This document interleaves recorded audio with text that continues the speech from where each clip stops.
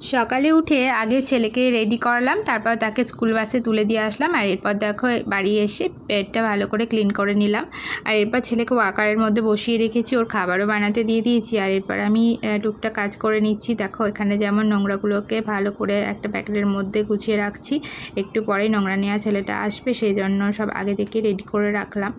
তো এরপর দেখো জামা কাপড় কেচে নিচ্ছি। তো এখন গরমকাল যেহেতু প্রচুর জামা কাপড় নোংরা হচ্ছে, তো বাচ্চা থাকলে যেটা হয়। তো যাই হোক জামা কাপড় কেচে এবার কিন্তু আমি গাটাও ধুয়ে নেবো। আর গাটা ধুয়ে দেখো নাইটিটাও চেঞ্জ করে নিয়েছি। আর এবার আমি চলে এসেছি বারান্দায়। তো বারান্দায় জামা কাপড়গুলো সমস্ত মেলে দেবো। তো এখানে জামা কাপড় মেলতে অনেক টাইম লাগে, তো আস্তে আস্তে করে মেলতে হয় যাতে নিচে না পড়ে যায়।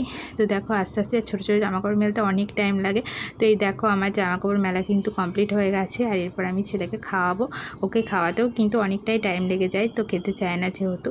তো দেখো এখানে যাই হোক ওকে ভুলিয়ে ভুলিয়ে আমি খাওয়াচ্ছি। এবার ওকে খাইয়ে দেয়, আমারও খিদে পেয়ে গেছে।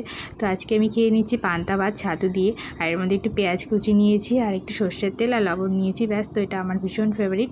তো দেখো আমি এখন খেয়ে নিচ্ছি। আর আজকে এটুকুই তোমাদের সাথে শেয়ার করলাম সকালবেলার কাজকর্ম। তো টাটা সবাইকে, সবাই ভালো থেকো।